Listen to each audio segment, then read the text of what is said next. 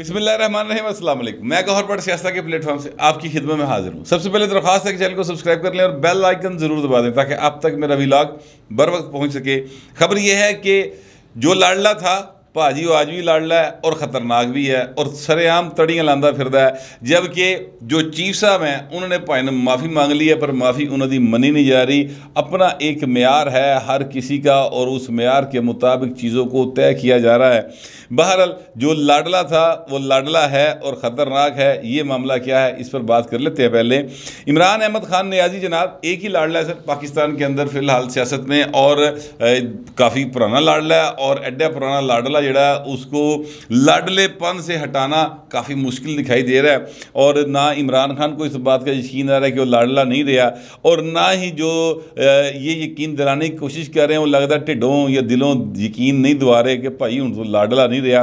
वरना ऐसा नहीं हो सकता कि अगर बाकायदा तौर पर रियासत की तरफ से मुकदमात दर्ज कराए हों तो काली ऐनक पा के और कैट वाक करते हुए खान साहब आएँ और उसके बाद यानी वो रियायतें भी उनको मिल जाएँ जो आम मुल्ज़िमों को नहीं मिलती। मुझे कानून का इतना ज़्यादा इल्म नहीं है, लेकिन मैं इतना ज़रूर जानता हूँ कि आम प्रैक्टिस है कि किसी भी शख्स को जब ज़मानत मिलती है कबल अज़ गिरफ़्तारी तो वो उस पर लाजम होता है कि वो जाके शामिल तफ्तीश हो। लेकिन सर यहाँ पर केस काफ़ी डिफरेंट है और सेक्शन 160 का हवाला दिया जा रहा है और इस तरह की बातें जो हैं वो हो रही हैं। आज वो पेश हुए थे दहशतगर्दी की अदालत के अंदर, और दहशतगर्दी की अदालत में जो जज थे राजा जवाद अब्बास साहब, उन्होंने काफ़ी लंबी चौड़ी आर्गूमेंट सुने उनके दोनों साइड्स के। बाबर वान साहब पेश हुए थे।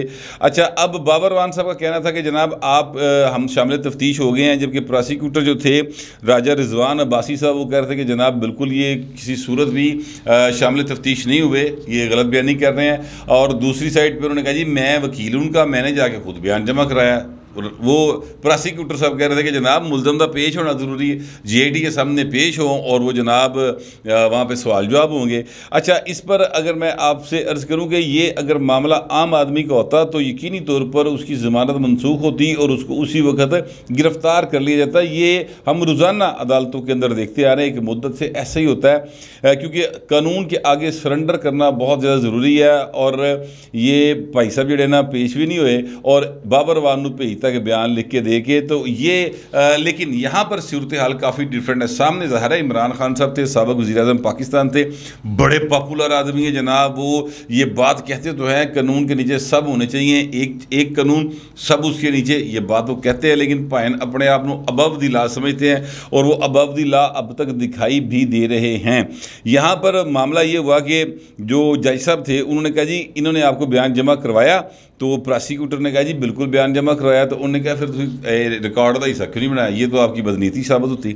और फिर ये है कि आप ये इनका आना क्यों ज़रूरी है, मामला तो तकरीर का है सिर्फ, तो मामला इस तकरीर के मामले पे क्या तफ्तीश करनी। उन्होंने कहा GIT कहती है कि तकरीर के मामले पर भी सवाल जवाब होने हैं, मुल्ज़म पेश हो। अच्छा, जज साहब ने जो एंड पे बात की ना, वो मैं आपसे अर्ज़ करूँ कि उन्होंने कहा कि जनाब मुल्ज़म ने जो तफ्तीशी टीम के आगे पेश होना है वो मामला तो आप आपस में तय तो कर लें, यानी उन्हें बाउंड नहीं किया इमरान खान साहब को कि आपने पेश होना है। उन्होंने कहा आप ही तय तो कर लो किस तरह करना है। जबकि बाबर वान साहब कह रहे थे कि इस पुलिस के ऊपर किसी किस्म का जो है वो नहीं दिया जा सकता, भरोसा नहीं किया जा सकता।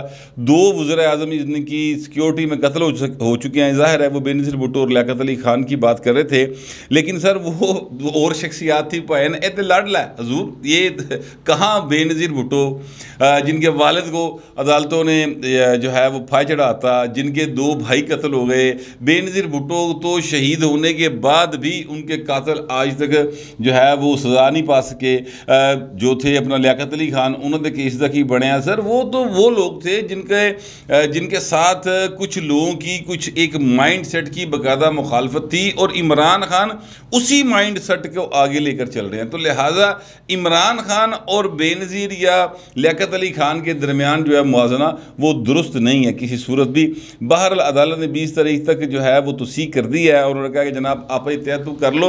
मैं आपसे अर्ज़ करूँ कि इससे पहले इमरान खान साहब जब आए तो काली रंग की ऐनक पाई सी। पता नहीं भाई ये काले रंग की ऐनक क्यों पाता है, मुझे समझ नहीं आती ये क्यों काले रंग की ऐनक पाता है भाई। तो मतलब ऐनक ना पा, मतलब वैसे आप ठीक ठाक हैं तो ऐनक पाने की लोड़ है। लेकिन मुझे लगता है कि जो रात सारी जागते रहते हैं ना और कुछ शायद इस किस्म की चीज़ें इस्तेमाल करते हैं, दिन की रोशनी जी ना काफ़ी चुभदी है मुझे लगता है इस तरह की उन्हें ना, इसलिए वो काले रंग की ऐनक पा के लगा फिरता है। बहरहाल वो भाई साहब जो हैं वो आए इमरान खान साहब और उनसे सवाल हुआ कि इमरान खान साहब आपकी अमेरिकी सफ़ीर से या अमेरिका के साबिक जो सफ़ीर हैं उनसे मुलाकात हुई है? तो उन्होंने कहा कि पता नहीं क्या क्या खबरें चल रही हैं। फिर उनसे कहा गया कि खान साहब आपका जो है -1 का बात चल रही है, तो नवाज शरीफ को -1 किया गया, अल्ताफ़ से किया गया। तो उन्होंने कहा नवाज शरीफ चोर है और अल्ताफ़ से दहशत गर्द है, इन दोनों के साथ मेरा हरगिज़ मुआवजा न किया जाए। फिर उनसे एक और सवाल हुआ तो इमरान खान ने कहा कि आपको पता है मैं बहुत ख़तरनाक हूँ और मैं बहुत ज़्यादा ख़तरनाक हूँ। उन्होंने कहा किसके लिए ख़तरनाक है? उन्होंने कहा मैं सबके लिए ख़तरनाक हूँ। अच्छा, मैं आपसे अर्ज़ करूँ कि इमरान खान को ना भी ख़तरनाक का लफ्ज़ बदल लेना चाहिए।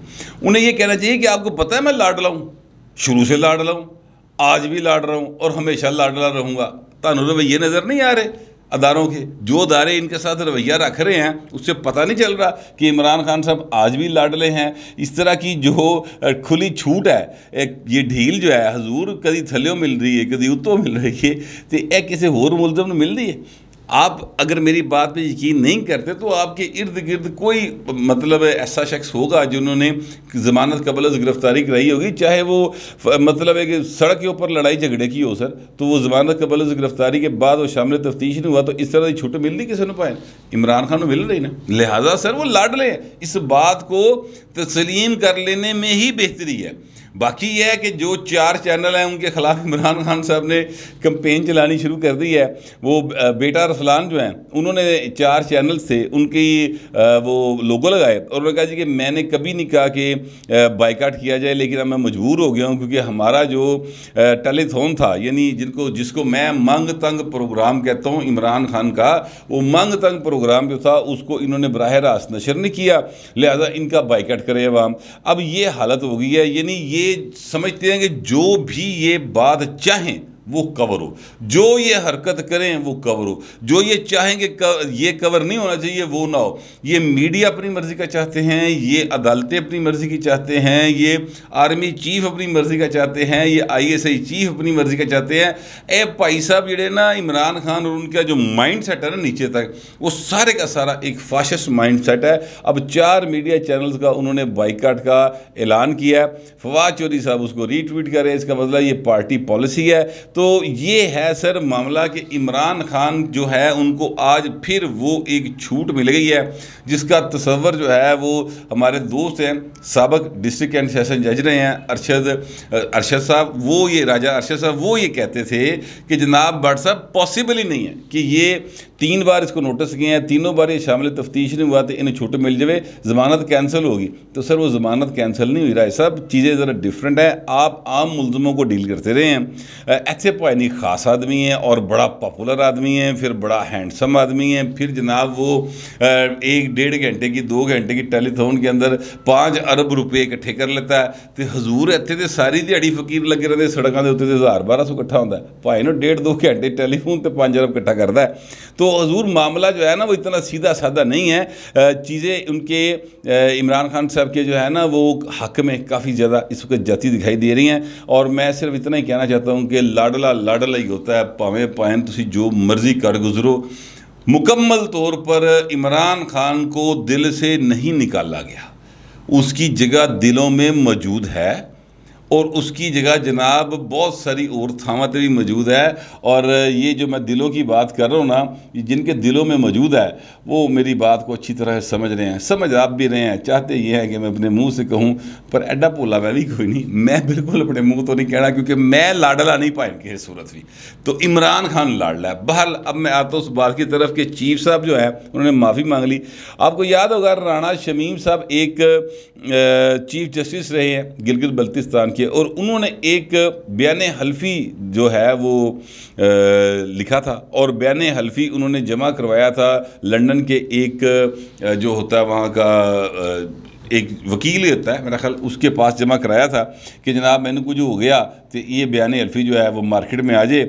उस बयान हल्फी में ये लिखा हुआ था, एक जज साहब का नाम था इस्लामाबाद हाई कोर्ट के, और उसमें ये लिखा हुआ था कि जनाब मैंने साबक चीफ जस्टिस साकब निसार साहब को मेरे पास वो विज़िट पे आए हुए थे, वहाँ पर लॉन में मैंने चाय पीते हुए उनसे बार बार इस्लामाबाद हाई कोर्ट के एक सीनियर जज के बारे में बात करते हुए सुना, और उनसे वो बड़े बेताब थे कि उनके साथ बात की जाए। उस बयान हल्फी के मुताबिक साबक चीफ जस्टिस ने किसी सीनियर तरीन जज के साथ बात की, और उसमें उन्होंने कहा कि नवाज शरीफ और उसकी बेटी की ज़मानत 2018 के इलेक्शन से पहले नहीं होनी चाहिए। ये उस का जो ख़त है उसका लुबेलबाब ये था। अब ये ख़त जो है अंसार अब्बासी साहब के हथे चढ़ गया। अंसार अब्बासी साहब ने जनाब उसको ख़बर बना के शाया कर दिया, सारे पासे पैगे रोले कि नवाज शरीफ के हक़ में एक और जज की गवाही आ गई। गवाही बड़ी बड़ी सी सूर। अच्छा, यहाँ पर हुआ ये कि जो चीफ जस्टिस थे अतर बिन अल्लाह साहब इस्लामाबाद हाई कोर्ट के, उन्होंने इसका आज खुद नोटिस ले लिया। उनका ये कैसे हो सकता है जनाब कि मेरी अदालत हो तो वो कंप्रोमाइज़ हो जाए, और ये अगर गलत है तो सर ये सवाल ही पैदा नहीं होता। मैं तो तोहीन अदालत के नोटिस जारी करूँगा। तोहीन अदालत के नोटिस हो गए। पहले तो राणा शमीम साहब अपनी बात पे अड़े रहे कि जनाब जो मैंने कहा बिल्कुल ठीक है, आप इंक्वायरी करा लें, आप साबक चीफ जस्टिस को नोटिस करें, उसको बुलाएं, उसे मेरे सामने खड़ा करें, मैं साबित करूँगा कि किस तरीके से इन्होंने ये बात की थी, और उन्हें मेरे सामने खड़ा करके ठहरे में। लेकिन अदालत ने ज़ाहिर उनकी बात तस्लीम नहीं की। अब फिर हुआ ये कि आज उन्होंने बाकायदा तौर पर तहरीरी तौर पर माफ़ी मांगी है, और उन्होंने कहा कि जनाब मैंने जो बात की थी उसमें गलत फहमी से मैंने नाम ले दिया उसका एक सीनियर जज साहब का, और जबकि वो जज का नाम नहीं ले रहे थे बल्कि सीनियर जज कह रहे थे। मैंने बार बार ये बात सुनी। अब टेक्निकली हुआ ये कि राणा शमीम साहब माफ़ी तो मांग रहे हैं, और वो उस जज साहब का नाम लेने पर माफ़ी मांग रहे हैं। वो अपनी बात से मुकर नहीं रहे हैं। वो ये नहीं कह रहे हैं कि जनाब ये जो नवाज शरीफ को के हवाले से जो दबाव था अदालत के ऊपर वो नहीं था, वो ये नहीं कह रहे।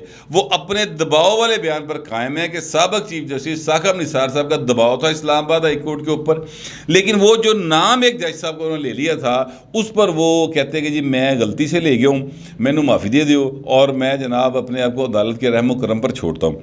तो अब आगे जो बैठे हुए थे, ज़ाहिर है चीफ जस्टिस अतर बिन अल्लाह साहब बड़े समझदार आदमी हैं, कानून को बड़े अच्छे तरीके से समझते हैं, लिहाजा उन्होंने कहा कि ये ऐ नहीं हो सकता उस्ताद जी, तुसी यानी अपने हलफनामे से भी कायम हो तो माफ़ी भी मंगी जा रहे हो, दोनों चीज़ें एक साथ नहीं चल सकती। आपको किसी एक तरफ होना पड़ेगा, या आप अपने हलफनामे से मुकर जाएं और कहेंगे जनाब मेरे को गलती हो गई माफ़ कर दो, गलत हलफनामा देता है, या फिर ये है कि आप जो है माफ़ी मांग रहे हैं तो पूरी की पूरी माफ़ी मांगें और हलफनामे से भी मुकरें, या फिर अपने हलफनामे पे कायम रहें तो माफ़ी वाली गल कोई नहीं, फिर कंटेस्ट कर लें।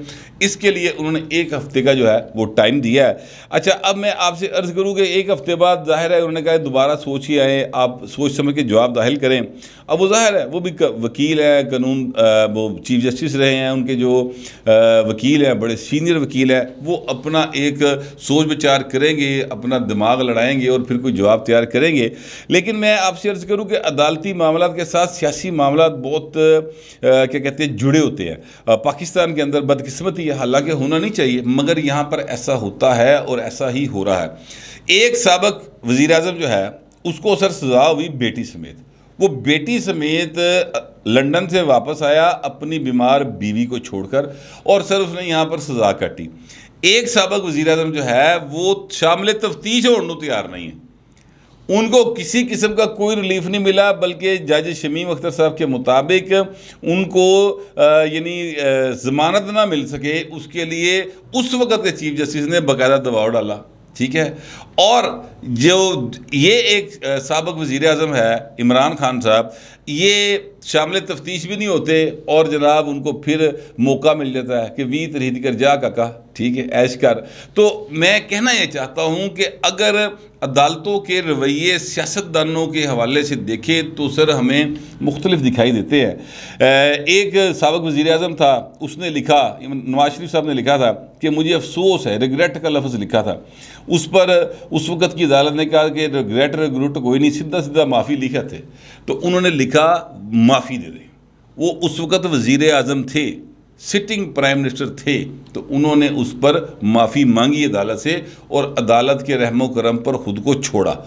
एक ये शख्स है जिसका नाम इमरान खान है, ये लाडला है, ये सर माफ़ी भी नहीं मांग रहा और कहता है अगर किसी की दिल आज़ारी हुई है तो मुझे अफसोस है अगर, ठीक है, और फिर जवाब लिख के लाता है, फिर हो जाए जवाब होता है, फिर उसको टाइम मिलता है। मैं कहना एक्चुअली ये चाहता हूँ कि मैं एक आम आदमी हूँ, आम शहरी हूँ पाकिस्तान का, इसी तरह बहुत सारे मेरे जैसे करोड़ों आम शहरी हैं। तासुर जो उभर रहा है ना सर वो ये है कि एक शख्स के लिए कानून जो है वो और है और दूसरे शख्स के लिए कानून का तर्ज अमल और है।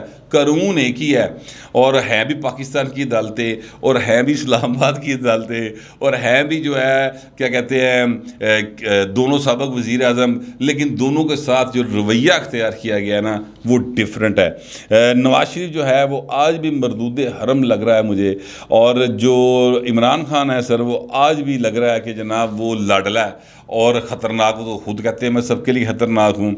जहाँ तक बाबर अवान साहब ने जिक्र किया बेनज़ीर का, तो वो तो मतलब शहीद जो थी, अल्लाह ताला उनको ग़रीक़ रहमत करे, उनके तो मरने के बाद भी अभी तक जो है उनके कातलों का ना सुराग लग सका है, कानूनी तौर से बात कर रहा हूँ, ना उनको सज़ाएँ हो सकी हैं। जो लोग गिरफ़्तार हुए थे उनको बरी कर दिया गया, फ़िलहाल वो अभी तक जेल के अंदर हैं, लेकिन उनको बहरहाल उनके कातिल नहीं मिल सके। मुर्तज़ा भुट्टो उनको शहीद किया गया, कर दे बूए के सर, आज तक उनके कातिल नहीं मिल सके। उनका भाई जो एक मीर शाह नवाज़ भुट्टो वो पेरिस में कत्ल हुआ, आज तक उसके कातिल नहीं मिल सके। तो ये जो साइड है ना पाइन ए खब्बे पासे वाली साइड ये और है, ए जी सजे पासे वाली पासा है ना जनाब जिसे इमरान खान फॉल करता है, जिसको बाबर अवान साहब रिप्रेजेंट कर रहे हैं, वो सर लाडलिया का पासा सज्जे पासे वाला, ठीक है। और वो लाडला का और जो मरदूद हरम है उनका कोई मुकाबला नहीं किया जा सकता। लाडला लाडला ही होता है। बाहर अदालतों ने फैसले करने हैं और अदालतें ज़ाहिर है जब फाइनल फैसले करेंगी सही कमेंट तो उसी वक्त ही किया जा सकेगा। फ़िलहाल तो जो सिचुएशन है उसमें जो मुझे महसूस हुआ है वो मैंने आपके सामने रख दिया है। आप दोस्तों से दरख्वास्त ये है कि जो आपको महसूस होगा वो आप भी ज़रूर लिख दीजिएगा, मगर ज़रा तहज़ीब के साथ। फिर वक्त इतना ही, मिलते अगले व्लॉग।